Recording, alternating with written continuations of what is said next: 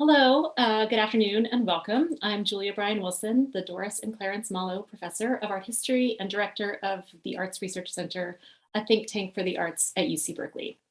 I'm so honored to be here to introduce our guest, artist Wendy Redstar.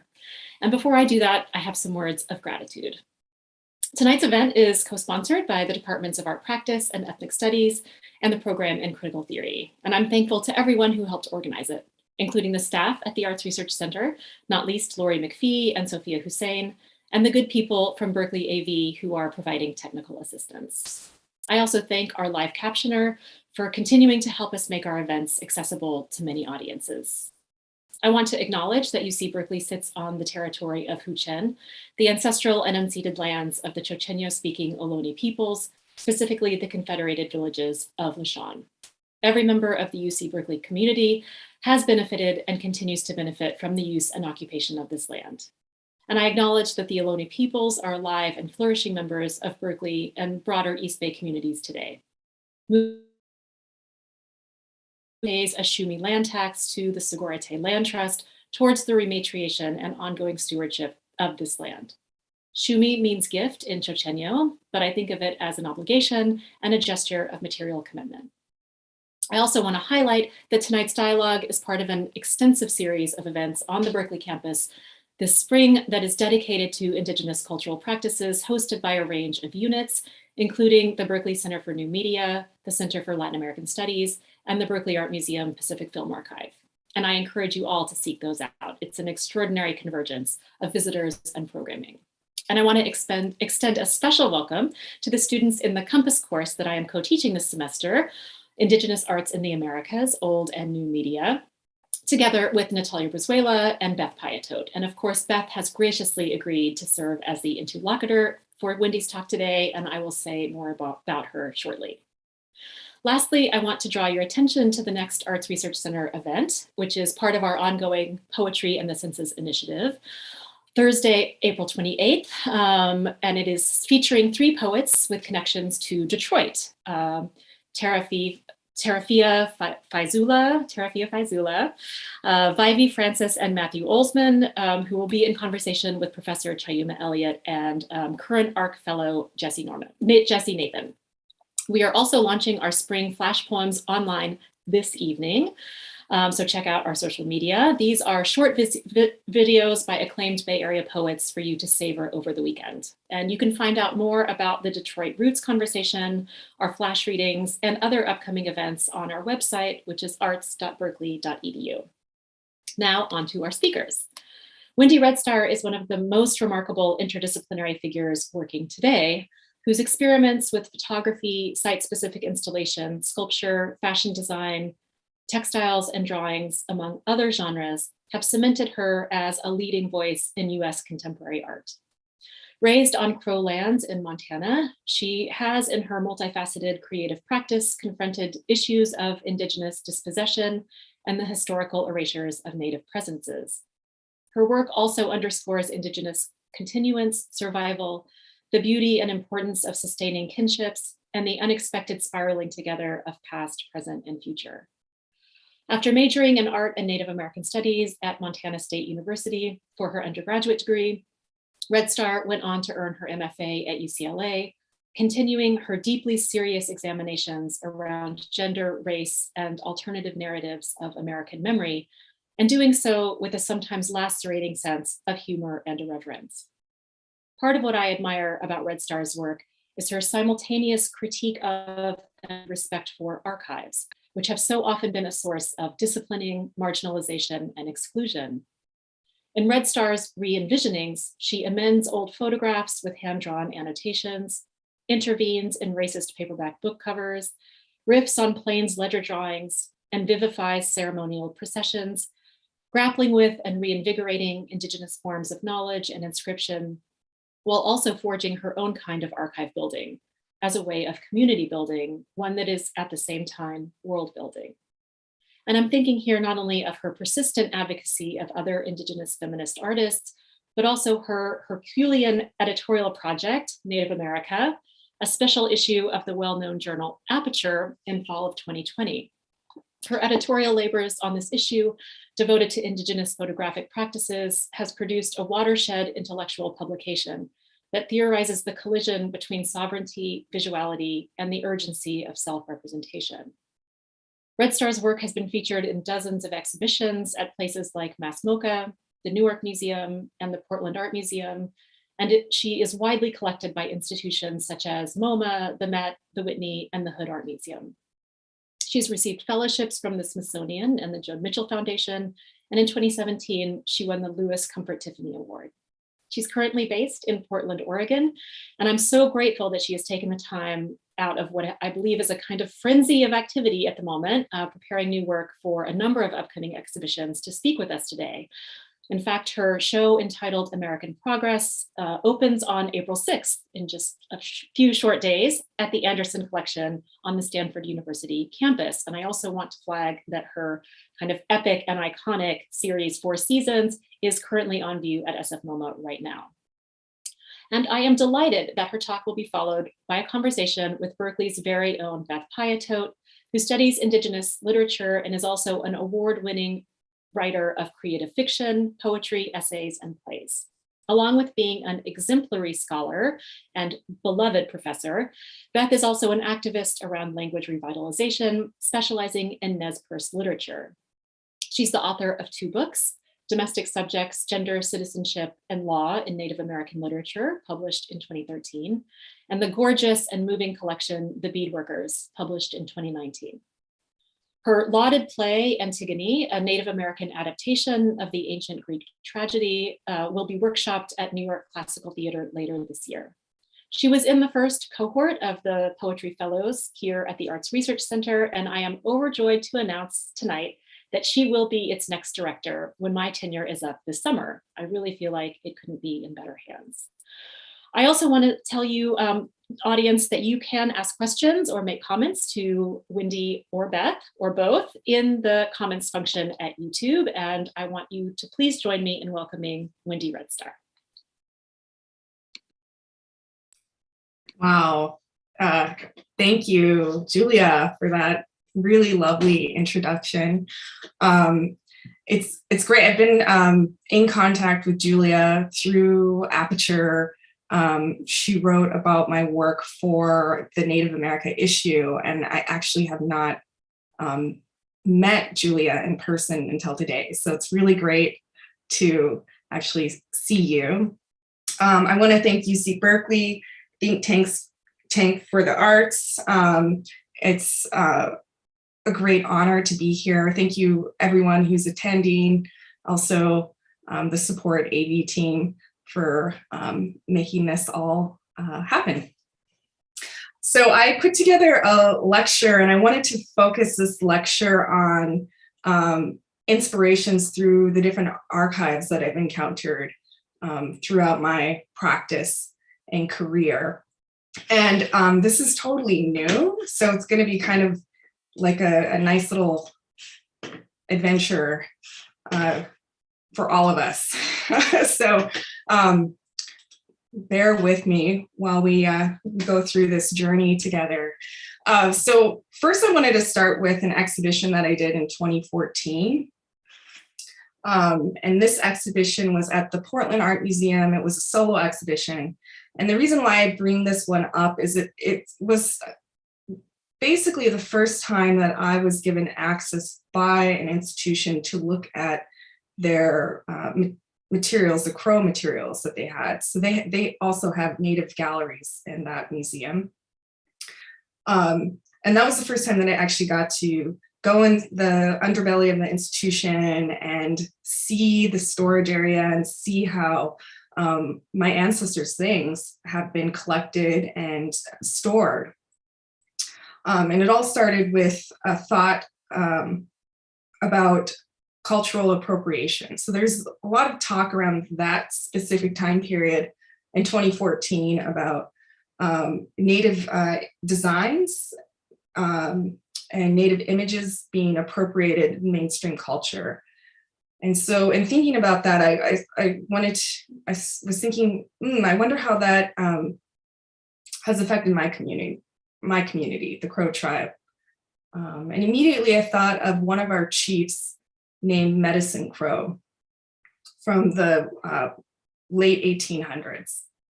And the reason why I thought about him is because I grew up on the Crow Reservation, and I left to attend college when I was 18. And since I left, I have repeatedly run into these two images. And I've actually found it to be really comforting at times to see Medicine Crow. So this is Medicine Crow, and these are very striking images. The first encounter was in the library basement at Montana State University in Bozeman, in some library book. I've also, in my travels, this is at some airport in Arizona. So there is his image on this book. And then when I was going to graduate school at UCLA between 2004 and 2006, I would go to the grocery store and specifically get Honest Tea because his image was on there as well. And I'd take him to my studio and just sort of be comforted by having a little bit of home with me so far away from the reservation. And so when it came time to think about this photo, I actually sat down and asked myself, well, I actually don't know anything about, the circumstances behind this. And it was with that little bit of probing that it took me on this amazing adventure and journey. And what I learned was that this was a delegation portrait. And if you Google, you can Google Native American delegation portraits, and a ton of these different portraits of different Native delegations that traveled around that time period, the late 1800s. You'll be able to see these different examples. And so this was the second Crow delegation to travel to Washington, D.C. And what I learned was the reason why they went there was because the US government was planning to put a train through a large tract of our hunting territory. They were even suggesting that we move to the Dakotas. And so 6 of our leaders traveled there to stop that, basically. So then in learning about that, it really shifted my perspective greatly on that image. And so this is the photographer. His name is Charles Milton Bell, and he was the chief photographer at the time for the Bureau of Ethnology in Washington, D.C. And I always like when I see these historical photos to figure out who the photographer is, because I want to know like who these guys are staring at. And so sort of a kind of a great surprise for me was the fact that there were all these other Crow leaders that were with Medicine Crow, and that they were actually in Washington, D.C. for a few months, and just sort of all the things that happened while they were there. And the other thing was that each of these chiefs had individual portraits taken of them. And so I started digging into those chiefs and learning about them. Some of them I knew, and their descendants carry their names, like Pretty Eagle and Old Crow. But some of them I had not heard of, like Long Horse or Two Belly. I wasn't aware of Two Belly. So one of the things that I started to think about was what they were indicating through their clothing. And basically what they are saying through their clothing is how they attain chiefhood. So in Crow, the word for chief is Bajecha, and that literally translates to good man. And so there are 4 different achievements or honors or coups that needed to be attained by an individual in order to become a chief. And they are to be the first in battle to touch an enemy warrior, taking a weapon from an enemy in hand-to-hand combat. I'm going to get rid of this stealing because I did a whole project and I'm going to be talking about that. But getting horses from within an enemy camp and leading a successful war party. And so then all of those things, different clues will show up in their clothing. For instance, the ermine that Old Crow, this is Old Crow, is wearing indicates that he was successful in capturing a gun. So the feathers indicate touching an enemy in battle. So everything has a rich and deep meaning to it. So the other thing I wanted to do is I wanted to really see these photos. And as part of that process, I traced and outlined them. And then that started to get me to see things. Like I started to see all the brass rings that he's wearing, or the details of the way that he was wearing his hair, or the fact that this shirt isn't actually made out of animal hide. It's actually made out of fabric. And that's different than what all the other chiefs are wearing. And then the other things I started to do is I would write down different things that I would find through census records, or even just like growing up on the reservation and hearing about descendants or hot gossip. And I would include those things as well. Old Crow actually attended the very first delegation, which happened in 1873. So this is photos from that delegation trip and a group photo of the different Crow participants. So through doing this, there were all sorts of different discoveries. So I'm going to talk a little bit about some of those with each of these chiefs. This is Pretty Eagle. And so the Crow tribe is divided into several different clans. And so I am a clan member, a Pagan clan member, or a Shkamya. And that's matrilineal. So because my mom's white, I actually use my grandmother, my dad's mom's clan. And Pretty Eagle is actually Pagan as well. So he would be considered like a clan father for me. But the thing that I learned about him was that when he was buried on the reservation, his body was actually dug up and then sold along with several other Crow remains in the early 1900s. And then his body actually ended up in the American Museum of Natural History. And I had not known that. So here's the American Museum of Natural History on the left. And then our tribe was able to get his remains back in the 90s. Yeah, 1994. And we created a memorial called Pretty Eagle Point. So I knew about Pretty Eagle Point, but I didn't know the history behind Pretty Eagle Point. It wasn't until I started doing this project. So when they got his remains back, they created this memorial and buried him there. So this is sort of the overlook on a reservation where his remains are. This is Two Belly, and he's a river crow. So there are two divisions. There's the mountain crow and the river crow. There's actually also the kick in the bellies, but his hairstyle is totally different and his dress is totally different than the mountain crows in this delegation.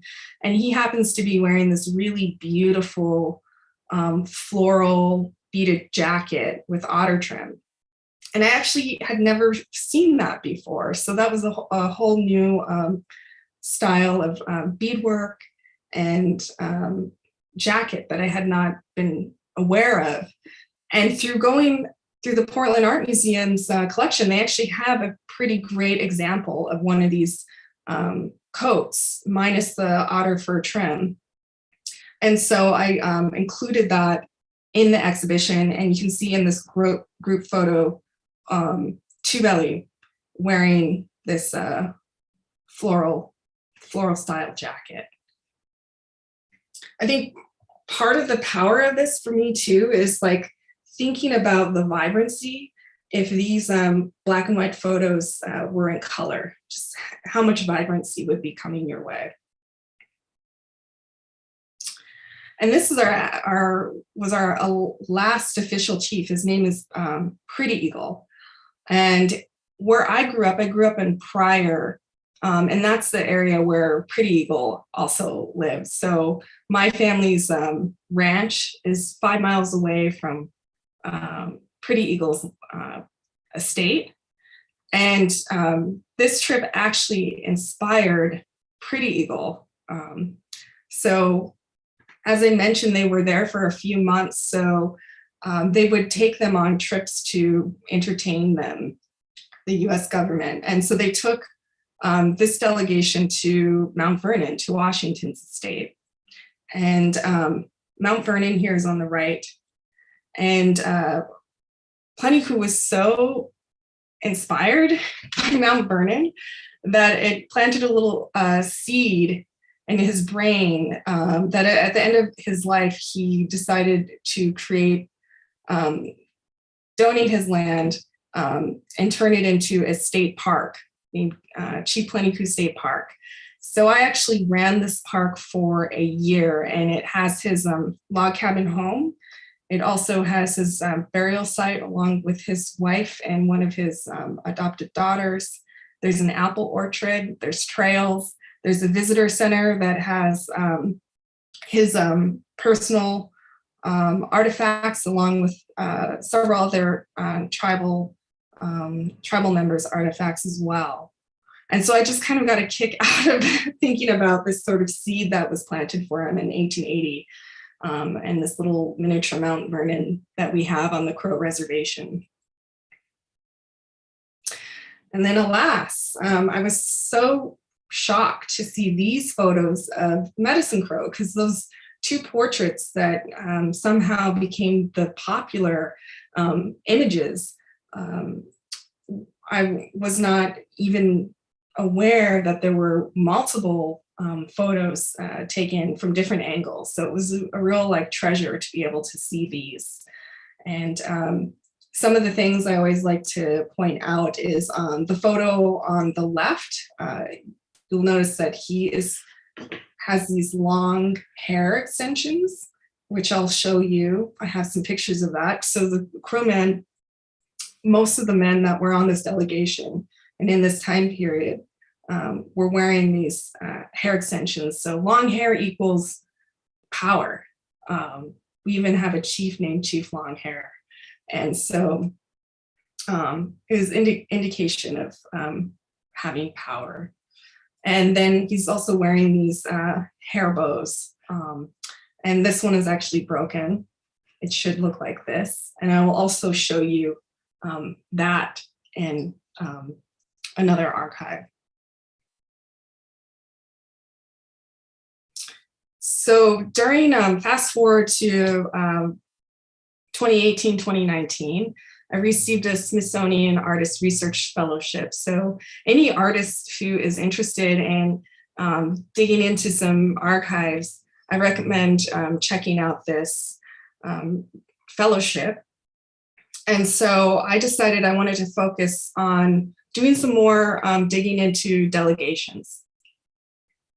And so I applied to look at the National Museum of the American Indian, the National Anthropological Archives, and the Natural History Museum. And I broke it up into 2 different trips, the last one ending in 2019. And I spent about like 4 weeks altogether. Oops, just want to make sure I'm. So this is the National Museum of the American Indians archives. And I just took a screenshot of all the photos that I took. And like I said, I wanted to focus on the delegations, but when I got there, it's so massive. And I was like, this is like an opportunity of a lifetime. And I just need to photograph everything. And I just need to see everything. So that quickly kind of turned into that. And so here I am also checking out an Elk Tooth Dress. That is a Crow woman's traditional dress. And these are some representations of elk teeth. I believe these aren't actual elk teeth, but they're bone that's carved into elk teeth. And so these teeth actually represent the trading abilities of the men in the family, or hunting abilities. And so the more elk teeth, sort of, it's a status symbol of that particular family.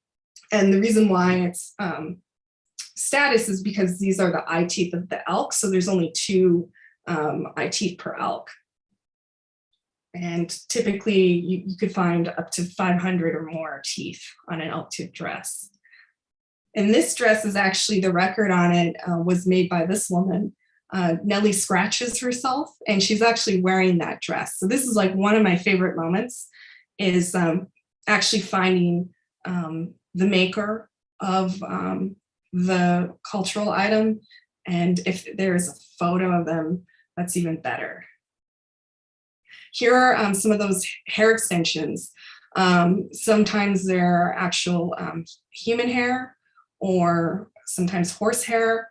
And then they're weaved together with pine pitch. That's the red dots that you see. So they're sort of stuck together, and then they're attached at the top, either by some sort of leather, or I've seen ones that were even harness material, and then attached at the base of the head.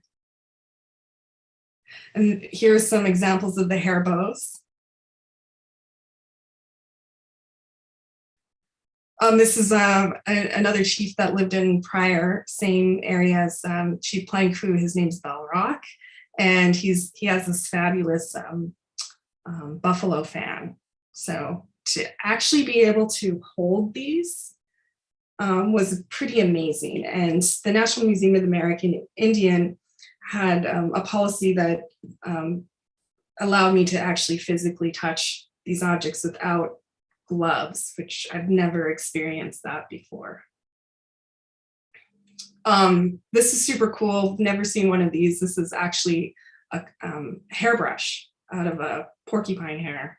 So those are all hairbrushes as well. Some spoons. So this gives you an idea of the different shelves. So all these shelves, this is like in the crow section. So you pull out these shelves, and they have various items.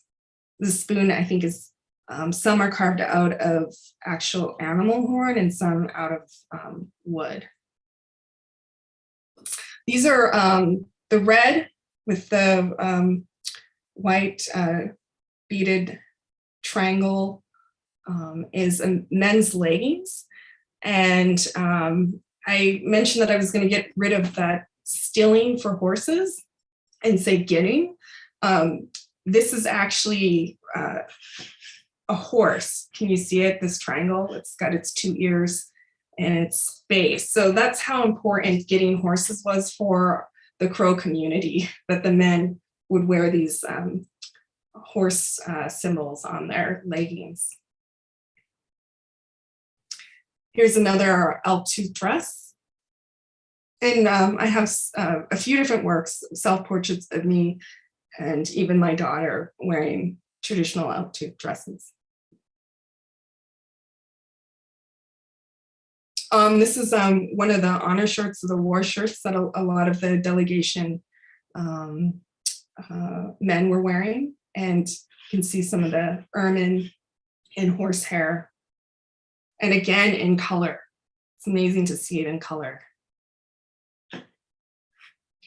And then I also looked at all the photos that I could possibly look at. So this is one of my favorite chiefs. His name is Iron Bull, and he was in the first delegation that went to Washington, D.C. in 1873. And this is actually a photo of him. He was a mail carrier. So he rode his horse and carried mail.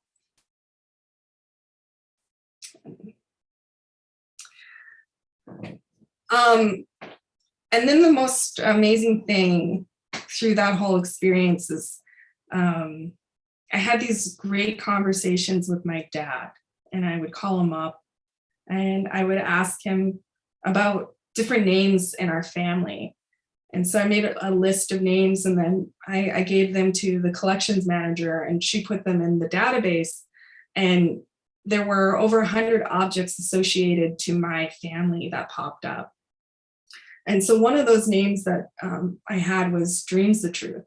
And so there wasn't any of her stuff in the objects and the collection objects. But when I went to look at photos, I was looking through the photos, and then I saw her name, Dreams the Truth. And I saw this image of her. I'd never seen her before. And so she's my great-great-grandma. And so I then started to get into genealogy work. So that's kind of where I'm headed right now. I'm really interested in genealogy and kinship.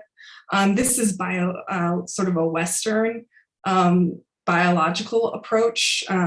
This sort of family tree that I'm showing, it's not like the way that my community views kinship. So she's my great-great-grandma, and so this is a census record in 1885. Her father is Bad Boy. Her English name is Julia Bad Boy. And, I say these names like Dreams the Truth or Bad Boy. So all of the my community in that time period, they just had a name. They didn't have like a last name. And then when our reservation was divided up into allotments in the 1900s, then they went by heads of household. So like, for instance, Bad Boy was the head of household. And so when they allotted him land, then everybody in his household was given his name as a last name. So that's why she's Julia Bad Boy. That's why I'm Wendy Red Star, because my great-great-grandfather was the head of household of that time period.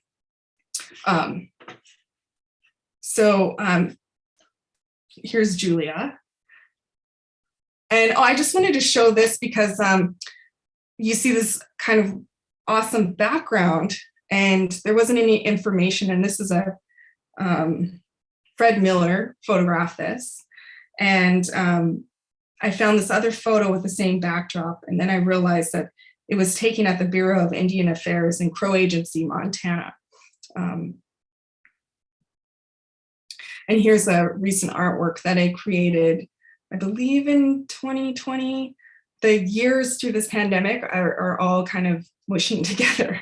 So this is a work that I produced inspired by that photo. And then Dust. So I've actually seen photos of Dust. He'd be my great-great-grandpa, and he was actually married to Julia Bad Boy. And this is all through my grandmother. I'm going through my grandmother's side. So in 1885, he's an adopted son of a father named Sugar and a mother named Strikes Plenty Men, which is so awesome. And then these are the different census records that throughout the years. So there's one from 1900 and one from 1910. And they had, I produced this artwork based off of this dust image, which is, again, another Fred Miller photo. But this is their son, William Dust or Bill Dust, and he'd be my great-grandfather. And his daughter is my grandma, Amy Bright Wings Red Star. And she was actually raised by her grandmother, so she wasn't raised in the Dust household. But Bill Dust, my dad, talks about all these fond memories of waking up in the morning and going to his grandpa Bill Dust's house and taking care of his horses and watering them. And that he looks so much like so many family members of mine. And he actually gave my dad his Crow name, which I'll get to. So this is his daughter, Bill Dust's daughter, Amy Bright Wings Red Star, and her Crow name it literally translated means self-reliant. So then she married my grandfather, and his name is Wallace Red Star Sr., and then their son was Wallace Red Star Jr. So here she is in the cowboy hat. I guess she was a great horseback rider, and she's with her sister Edna Dust, who is very hilarious, or was very hilarious. And so here's this sort of lineage from my grandmother. Dreams the Truth, Dust, Bill Dust. His crow name is Sings in the Camp, Self-Reliant, or Amy Brightling's Red Star. And then my father, and his crow name is Kind to Everybody, given to him by Bill Dust. And so I produced this 4 generations, including all of our crow names. One of my crow names is one who is talented, and my daughter, her name is Abitbia, which is Sandhill Crane Woman. And then this amazing thing happened at our cultural event, which I did a project on that I'll talk about, called Crowfair, where a cousin of my dad came to our camp, and he gave this image of my dad's grandfather, Beartail. So I was blown away by this. So this is my dad holding that portrait of Beartail, which would be his dad's great-grandfather. No, his dad's grandpa, sorry. So this is Beartail, and then in a picture that Fred Miller took of Beartail later on in life. And Beartail's daughter, who is on the right, her crow name is Knows Where the Bear Goes, and her English name is Mary Ann Beartail, and she married my great-grandfather, Red Star. But anyways, the reason why I wanted to show you Beartail is because he had several things in the National Museum of the American Indian, including this amazing bear tusk or boar tusk necklace. So it was incredible just to hold this in my hand and know that this was his. And then through that, in the records, he also sold a bunch of his great-grandfathers, or his grandpa's stuff, and his grandpa's name was Greenskin. And nobody in my family had ever heard of Greenskin. So he would have been my 4th great-grandfather, Greenskin. And Greenskin, and several of those objects, he had a horse-getting bundle, medicine bundle. And that inspired me to do a horse getting project that I'll talk about. So I mentioned the cultural event where my dad was holding that amazing photo of Beartail. So we have this cultural event called Crowfair. The literal translation of Crowfair for us is where they make the noise, which is amazing. And it was created in 1904 by an Indian agent that worked for the US government as a way to assimilate crows into a farming lifestyle. So they wanted the crows to farm their land, the women to make canned goods and crafts. And so they modeled this fair after the Midwest fairs that were happening in hopes that the crows would come and bring their harvests and show their finest livestock and win prizes.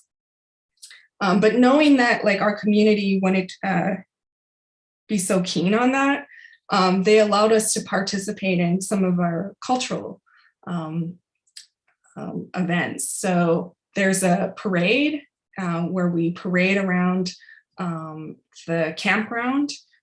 That happens every morning. It's about a week long. It happens every 3rd week in August.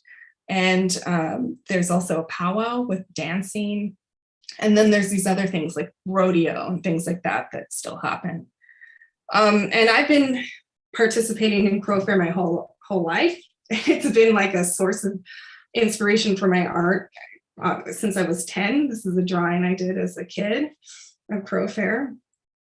And what I decided I wanted to do is go through the archives, starting with my own images, my family's images, and then all the different institutional archives that I could find to search for images of Crowfair throughout the decades, starting from 1904 all the way into like the 2010s, and create a timeline. So here are some details of that timeline. These are from 1900.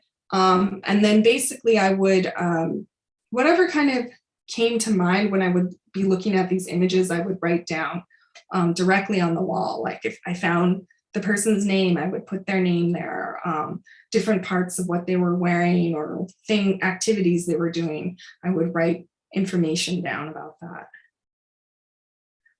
My grandmother, she's the little girl in the Elk Tooth Dress. This is her in 1920.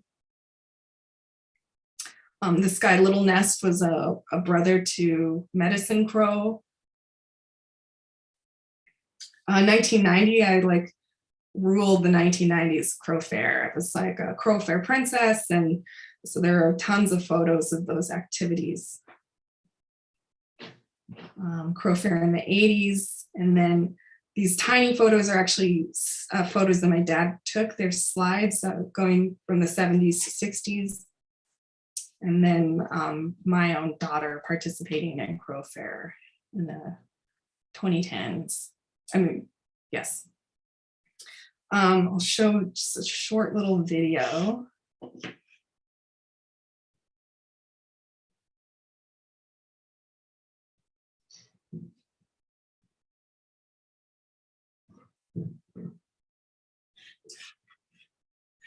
Just give you an example. I don't want to make you guys sick. This is my grandmother in the 30s. And what was really incredible, like standing back, the timeline basically kind of divided itself in half. Half of it was in black and white sepia tone, and the other half was in color. And primarily the images in color were all Crow photographers, crows photographing crows. And then these photos were non-crows photographing crows.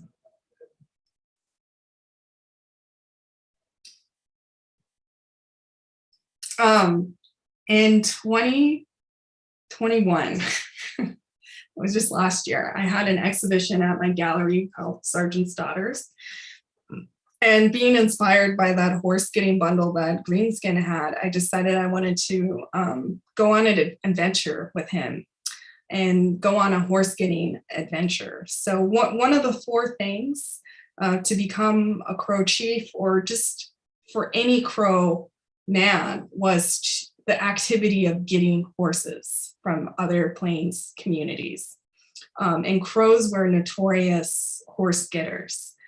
And I keep saying I'm not going to say still, because I was telling my dad, you know, I want to do this project. And, you know, when you read about Plains people stealing horses, there's a lot written about stealing horses. My dad said it wasn't a crime. And that really switched my perspective out of this sort of Western larceny perspective, and that it was, my dad said it was a great honor.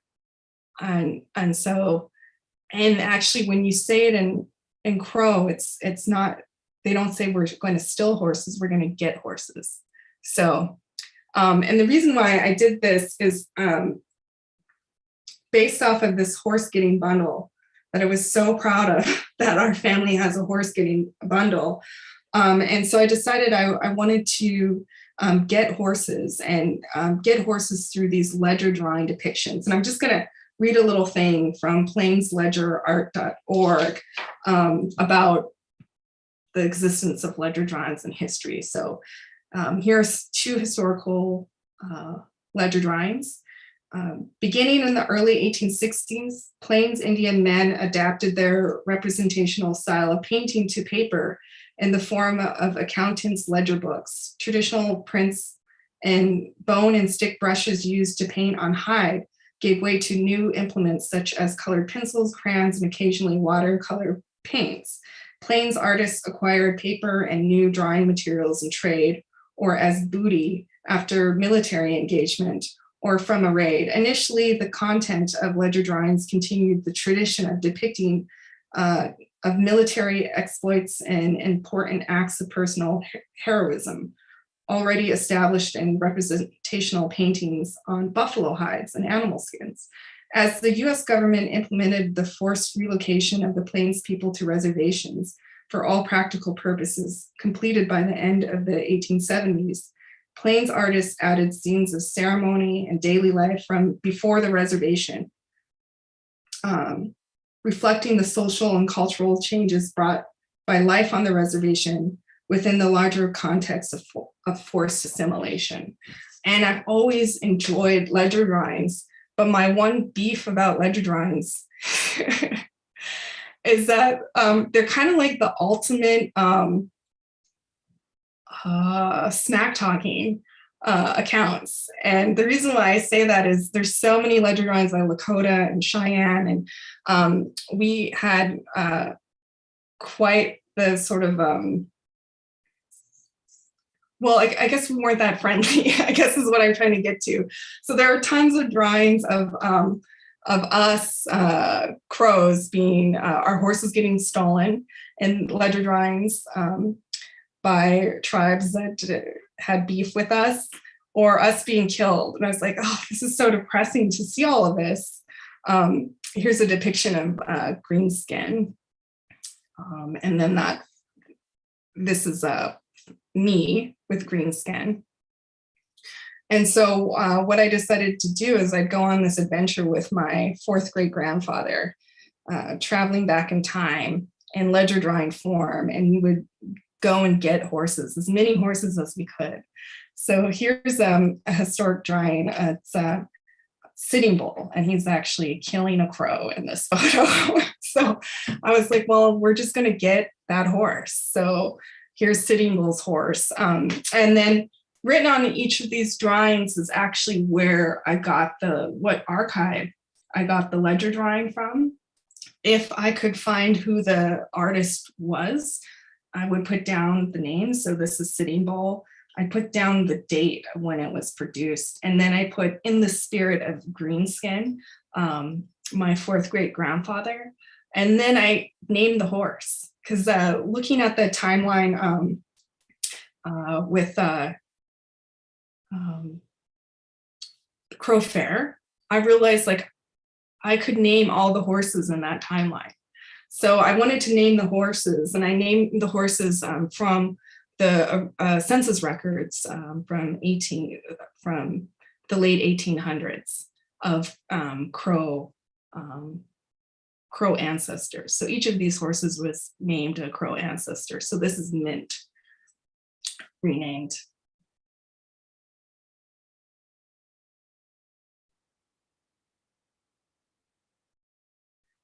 So we got over 100 horses, and then we put them into these corrals. So there are 3 different corrals. This is the exhibition here.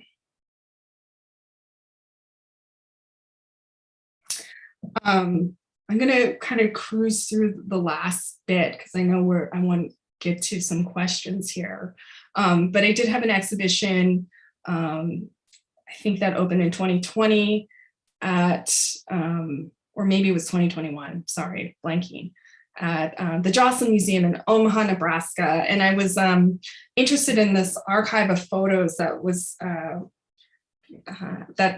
took place at the Trans-Mississippi Exposition in Omaha, Nebraska in 1898, titled The Indian Congress,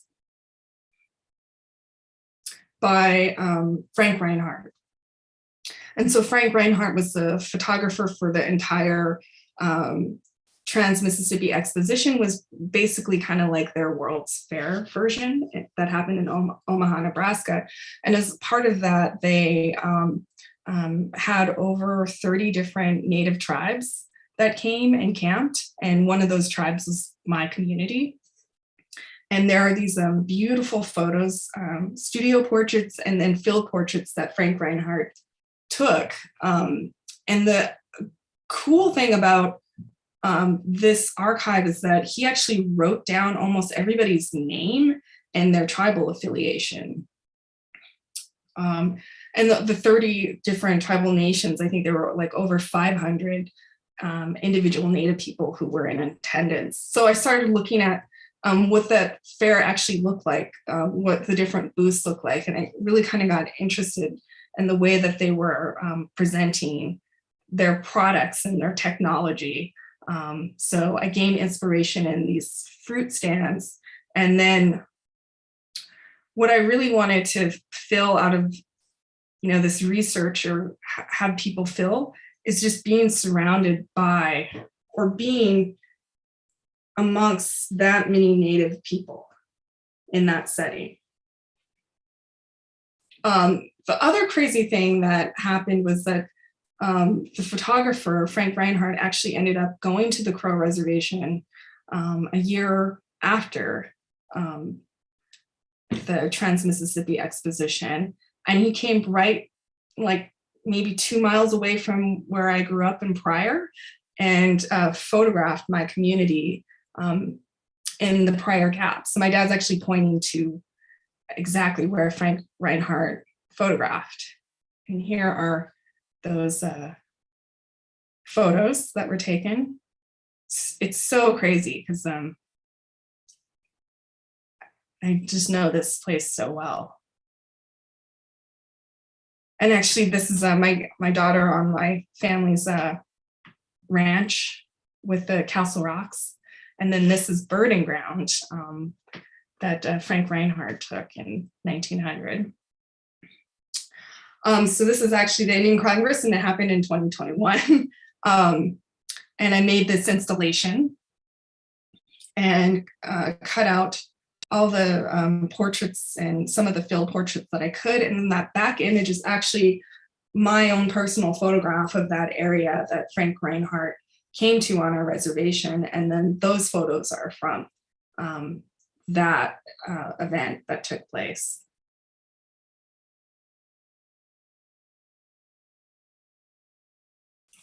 Just do a quick little walkthrough.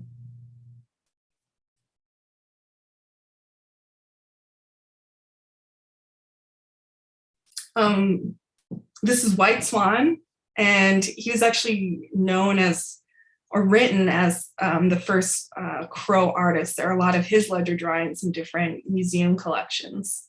He was also a scout during the Custer battlefield.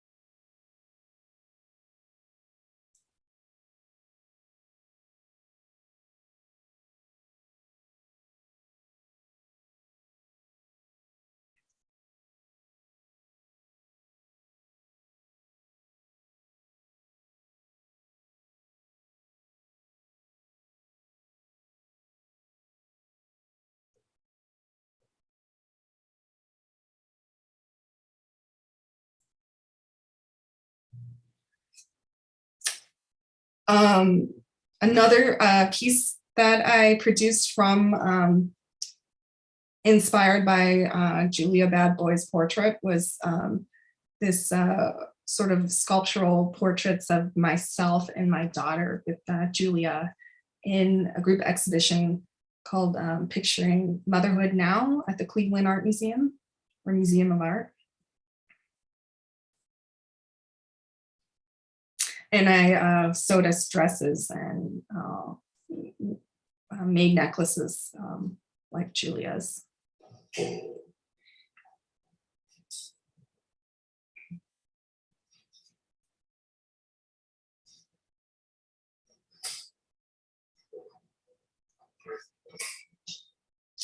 I'm just going to cruise real quick through the last of this. I was did my first art fair ever at the Armory, and produced a sculpture based off of our family's float at Crowfair. So here's the actual my dad's truck, our float, and then my daughter and several of her cousins and family members participating on the float. These are different floats at Crowfair. And then here's our family float. And then just some current exhibitions that are happening where you can see things. As Julia mentioned, Native America. And here are some of the spreads from that magazine that I got to guest edit. It's been incredible working with Aperture. This is Marianne Nicholson's work, Jacqueline Cleveland's work, Kimelon Metchwis, Dwayne Linklater, who's just was in the Whitney biennial.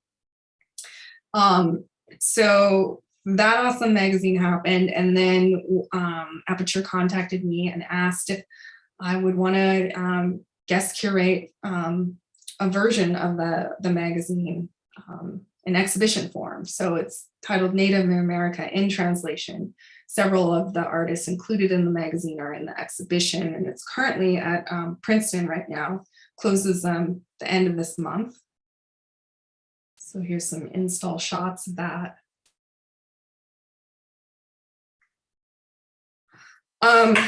Again, like I said, Aperture is so incredible. I've been working with Brendan Ebsner from Aperture to produce my first monograph. That's going to be coming out in May. So here is an image of the cover. It's called Delegation. You can see some of my work at Mass MoCA. There's an exhibition in Kids Space currently. Also, I have a mid-career survey show that originally started at the Newark Museum and now is at the San Antonio Museum of Art. That's up until May 8th, currently on view. In Constellations, Photographs and Dialogue at SF MoMA, you can see the Four Seasons. And then this show, American Progress, opens at the Anderson on April 6th. And currently I'm installing, and this is so new, but I'll share a little bit of that. It's inspired by this painting by John Gass that was made in 1872, titled American Progress. I was also inspired by Leland Stanford's funding of the railroad. And so sort of combined all of this thought about manifest destiny into this work. So I actually took the John Gass painting, turned it into a paint by number, and then the students, some of the students at Stanford painted the paint by number, and we've made it into a giant wall mural. And then opposite that is a vinyl map with white flags. And then these flags actually represent the federally recognized tribes currently in the United States, and also the state recognized tribes. So this is such an amazing piece and so new, but I'm gonna go ahead and just end there so we can get to questions. Thank you so much, everyone.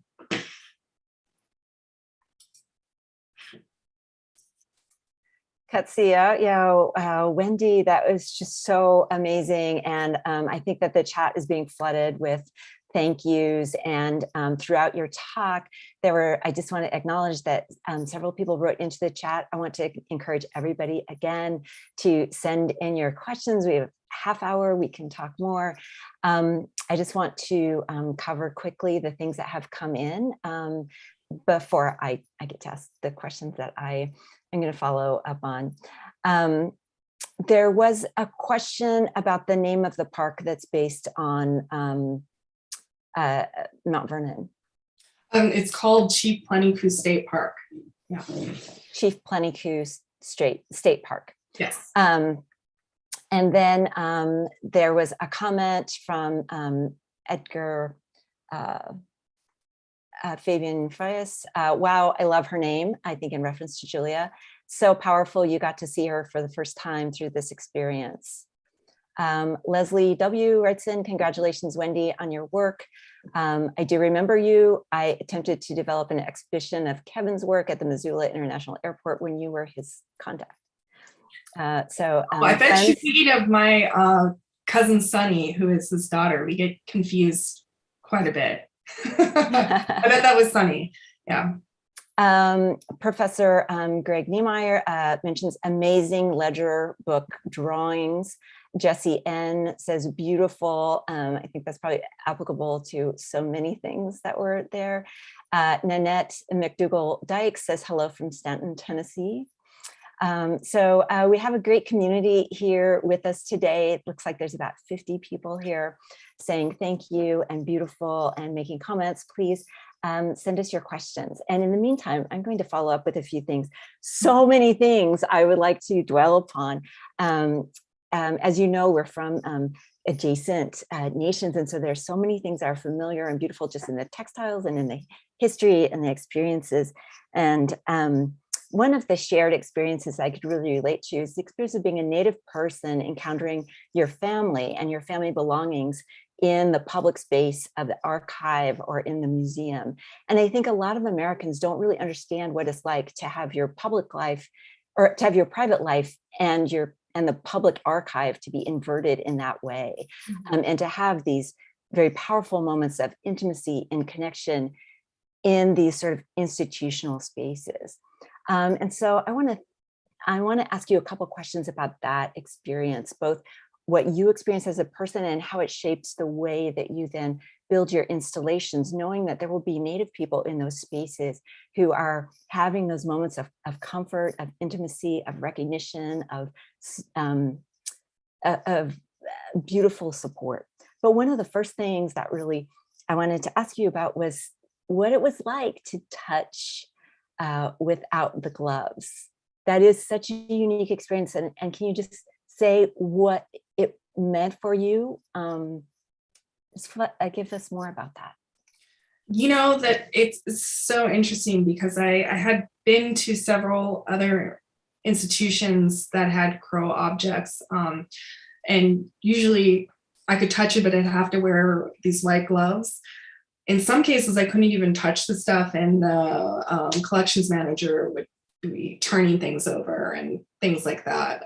And these weren't like sacred items or anything, just like things that I actually own and wear. So when the collections manager at the National Museum of American Indians said I didn't have to wear gloves, I was like, it just felt almost totally like forbidden. But then she kept saying to me, like, these are yours. And it would shock me every time she would say that. So I can't even, I can't even describe in words because it's so surreal to be able to hold something of my bear tails. But then also to leave and then be in Portland and know, like, hey, in Washington, DC, my great-great-grandfather's necklace is there. But there's also this kind of sad thing too, like I keep calling my dad, and then my dad's talking to all our family and being sad that they're not able to, and not only not them, but like my entire community. We should just have access, and no one should prevent us from being able to see those. If we can't physically go there, digitally see those. We just need to see those things, because a lot of the stuff there I'd actually never ever seen in the community being used. Well, I think this is the next question I wanted to ask you was about what it's like to be an artist who's interfacing between these different archives. So there's the official archive, the public archive, but then you're bringing it together with community archives, with the archives of the land. What is it like to be in that space, and what is unique about being an artist in that space? I think for me, it's like ultimate wiggle room, where I don't have a background in anthropology, and I don't have a background in history or any of those things. So I think when somebody's like, oh, it's an artist, then they kind of like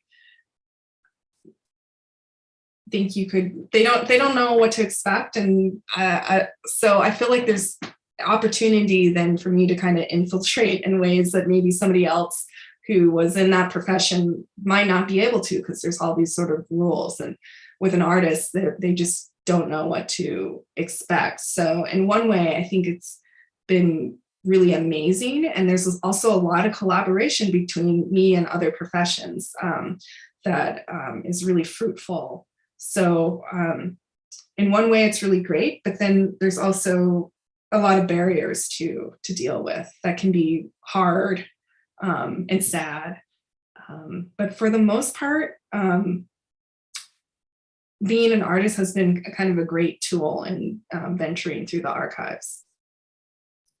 Well, too, you've been very clear about your desire to repatriate or reanimate to bridge this separation. And I was wondering if you could talk a little bit about that, thinking, I mean, many of these series, we can see that happening. The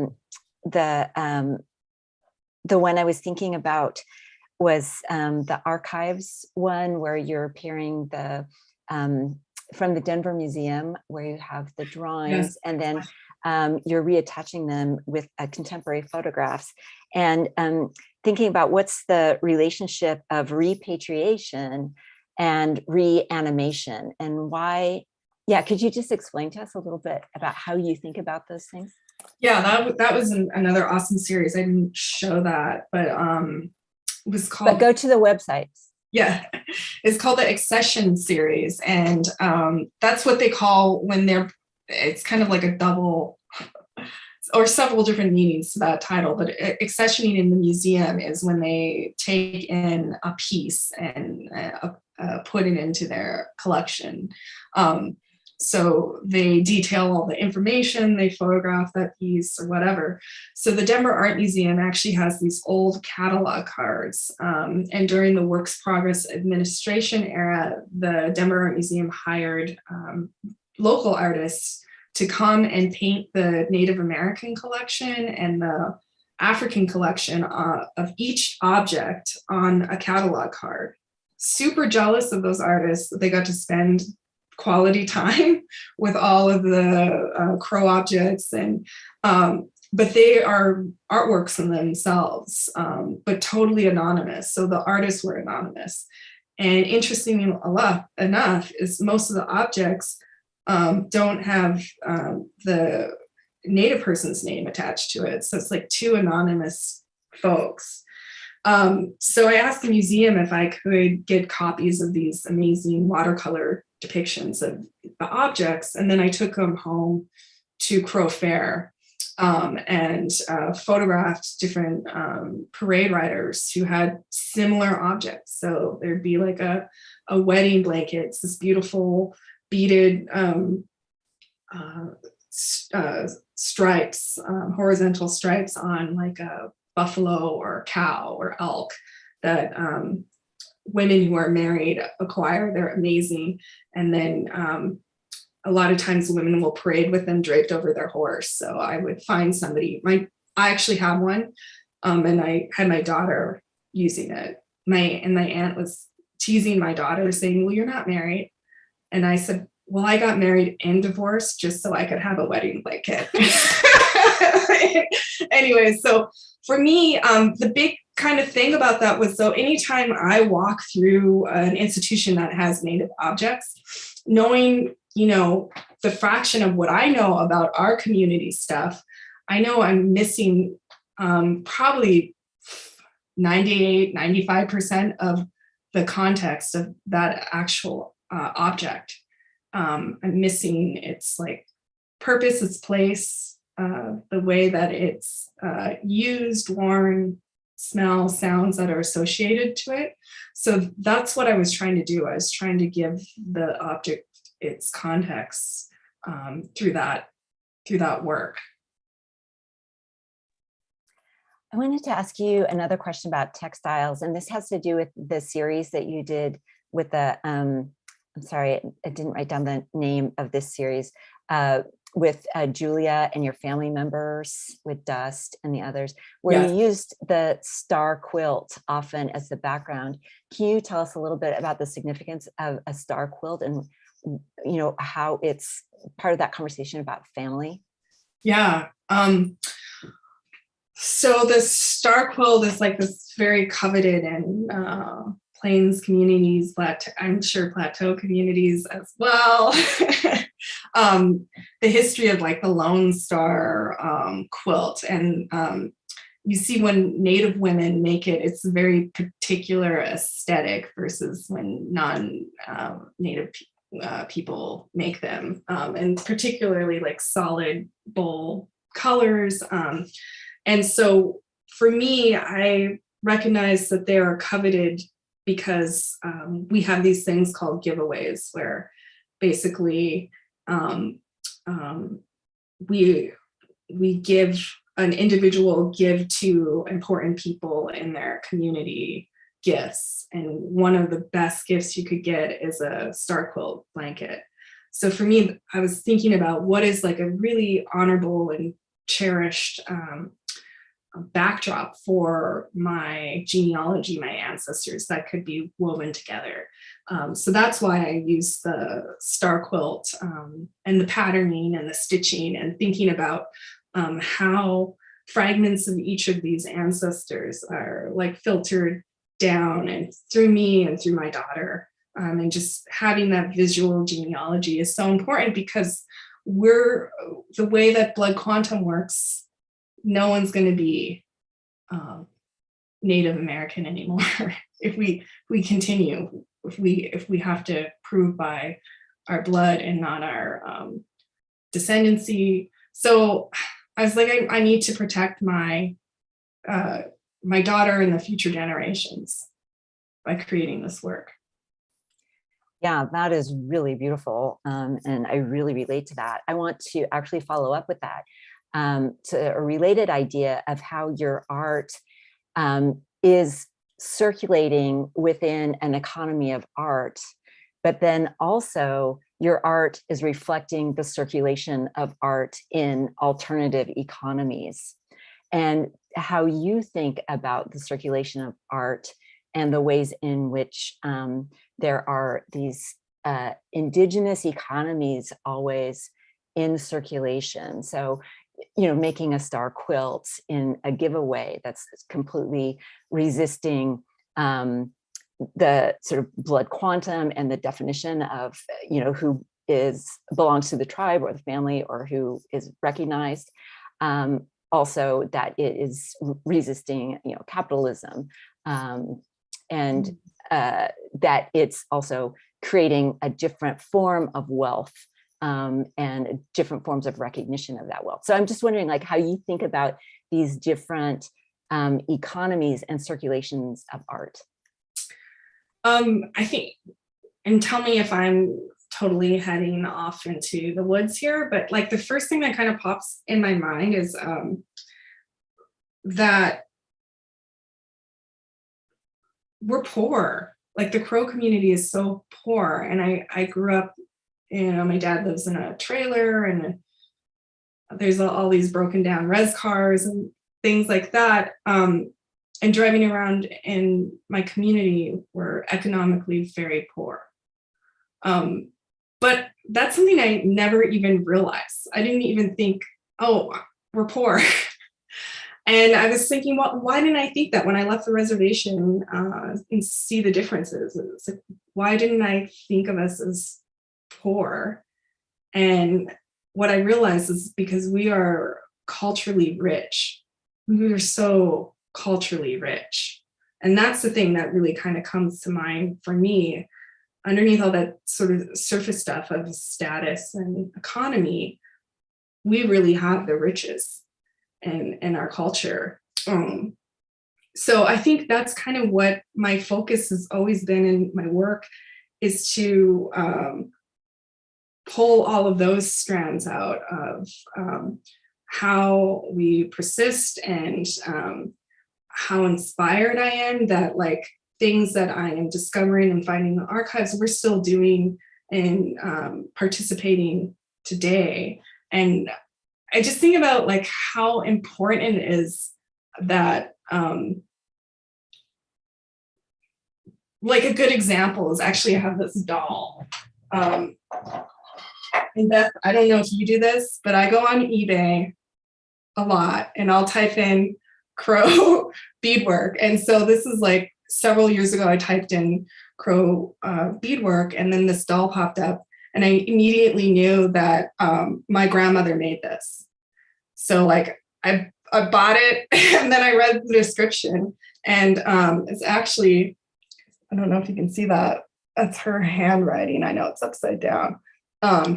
So she made this like in, I think the 80s, and it was on the East Coast this whole time. And then I bought it and I was just so thankful.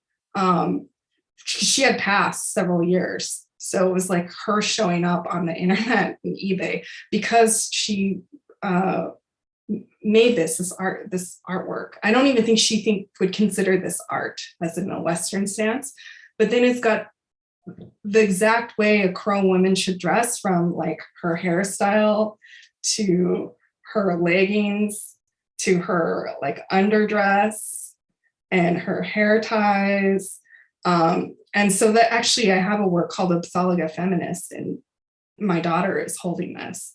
So I don't know, I was just sort of thinking about that. Like, and I'm almost thinking because she did that, you know, I have this and I have, like I have a roadmap, a source. I don't think I answered your question though. I'm not sure if I did. Your answer was incredible and beautiful. I also want to ask, I mean, I want to go back to this, some of the things that your artwork does. And I think you're just, you know, also referring to this like return and this circling back that, you know, you're influenced by your personal life, but also by these larger cycles of return, giveaway. Because I feel like your art installations and your art is such a gift to Native people. And, you know, in our society, and I imagine in yours too, there's this sense of responsibility one has to acquire power, to acquire horses, to acquire medicines that can then be redistributed within the community. And I feel like this is something that you do, is like bringing down this power that gets redistributed through the circulation of your art. And I want to go back to that very self-conscious gesture of bringing horses. Mm-hmm. And the ways in which it is recovering art traditions and historical moments and, you know, named artists and beings into the world, bringing them together, but also to think about this history in which horses were killed as part of the spiritual warfare against Indigenous people, not just their material dispossession and their punishment through warfare, but the specific targeting of horses as spiritual warfare. So thinking about how bringing back these horses is also part of like a spiritually strengthening experience through this art. Mm-hmm. That project was so amazing for me. And actually that's like when the first like COVID shots were happening. So, you know, I was like getting these horses from these ledger drawings, and I got my COVID shot. And they're like, yeah, if, you know, anything happens, take a Advil or whatever. So I was getting horses with my fourth great grandfather. And then I started to feel like chills and stuff. And so I actually like went to bed, and then I had the most amazing fever dreams. And the fever dreams were me in ledger drawing form and my fourth great grandfather just getting horses all night long. And then I would wake up and I'd be like, was that real? And I'd be like, oh my God, I got to get back into that dream. And so it was sort of this kind of an incredible thing, but I was really trying to get back into the way all of those communities, that was their whole life form. they were so proud. And I'm thinking about the genealogy of the horse and how one of those horses could have been in several different tribal communities and the lives that they lived. And even we had this famous racehorse that was stolen. It ended up in Canada. And then years later, some of our community went to Canada, I think on the blood reserve, and during a hand game, and they mentioned, oh yeah, like we stole a horse, and they remembered it and talked about it. And I was just thinking, well, these horses have experienced so, I mean, to do a biography on that would be incredible. So for me, there were so many different layers to that project, and like thinking about that whole tradition of getting the best horse, and the best horses were kept in the camp, and usually tied to their owner. So it was a great feat to get them.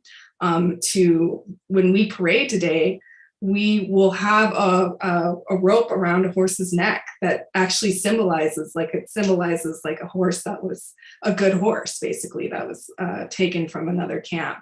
And then just like honoring my community from the census records, and giving naming each horse one of them, because oftentimes when they would get horses, they would then distribute those horses to their clan members, or maybe a spiritual leader that they were attempting to get medicine transferred to them. So there was a whole thing, like you didn't just get the horse and then keep the horse.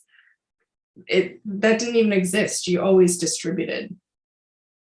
Yeah, thank you so much for that. And it's really a challenge, like any other Native artist. I mean, I sort of set the motion in and get it. Like, if you want to get my horses, like, let's do it. We can go back and forth. That is fantastic. I do see that Julia has a question, and I was just going to invite her to go ahead and ask. Yeah, well, I first want to just thank you both for such a trenchant and powerful and tender conversation and dialogue. And Wendy, thank you very much for your talk that really, I think, detailed what a rigorous researcher you are. And so I really appreciate that you did something new for us for the Arts Research Center. I think, I've always wanted to underscore how important it is when artists turn to archives, because always it comes with so much more imagination, I think, and kind of, you've been so bold to talk about and highlight the sensory nature of the archive and how meaningful that is to you, and how much that does generate new thoughts for you and new modes of encounter. But I wanted to kind of follow up on the project of getting horses and ask you to say just a little bit more in our last minutes together about how you do blur or merge or marry or rupture perhaps your historical research, which has, in which you do dive deep into these kind of institutionalized repositories and databases, et cetera, and how you're also weaving in the speculation as a form of research, or dreaming as a form of research, or adventuring, as you said, went on an adventure as a form of research. So not that there is a strict line between sort of like history and fantasy, but that those things for you are always constantly imploding each other, or that they're making a new future because you're creating alternative pasts, or perhaps you're creating alternative pasts in order to imagine a new future. Mm-hmm. Yeah, I mean, that work is so important, so new, and so many layers keep peeling off for me. But I also think, like, I really appreciate what Beth said, that, I mean, I'm so humbled to think, and the work is important for other Native people. It's just really humbling for me. I mean, that's what I would hope. But all of these are just in archives, sometimes never ever exposed. And so this whole like catalog of horses are just in archives, so for me to bring those horses out and also when I did like get the horse, and a lot of them had riders. I mean, took it right out from Sitting Bull. But anyways, they all frolic in a super interesting way. They all look so happy and they're all in motion. And it was amazing. I didn't actually get to stand in the installation, but to be surrounded by that many depictions, Native people's depictions, that is like an art history that I've actually never been exposed to. So that was another thing that I thought was so beautiful, and they're all so different. Well, thank you for that. I'm wondering, Beth, do you have any final thoughts or questions for Wendy? I do have one more question, but it's a gigantic question. It's about time. And I wanted to ask you, you're a multimedia artist, and I wanted to ask you to reflect a little bit on the power of collage to bring into conversation different temporalities. Can you dive into, or give me an example of where that question arises from? So when you are bringing an historical image, from 1880s, it's that moment then is being juxtaposed with a contemporary moment. So how is collage sort of uniquely, or these other multimedia effects, how are they able to show, maybe one's connection with one's ancestor, that it's not separate but adjacent or intermixed? Those are the kinds of temporalities that I see operating. I was just wondering, like, how do you think about time? Yeah, I think that's super fascinating. Thank you for that question. To me, I guess it really is about creating the context, right? Like, I think these are all floating bits of information that are out there, like totally removed. And a lot of times people that are writing about them aren't actually from that community, So for me, it's like, wait a minute, I've sort of rubbed up against this piece of information that is familiar in some ways from the experience of where I've come from. And I need to give that moment context. So a lot of times it is about like taking it from one context and inserting it into another. There's a lot about like cutting for me is also kind of, I have to see. So like tracing makes me really focus. And then when I'm cutting out like the tiny earrings on somebody's ear, and then realizing like somebody in that community also is wearing those earrings, and like, oh, that's important. So I'm seeing all these things that when you're just seeing it in the archive or you're seeing it digitally online, we are so bombarded by images that I think by taking it out of those contexts and allowing people to see it in a different way. Katsuya, Wendy. Thank you again, Wendy. Thank you, Beth. Thank you all for tuning in. And thank you to the Departments of Art Practice, the Department of Ethnic Studies, and the Program in Critical Theory for co-sponsoring. And we will see you at our next event. Cheers.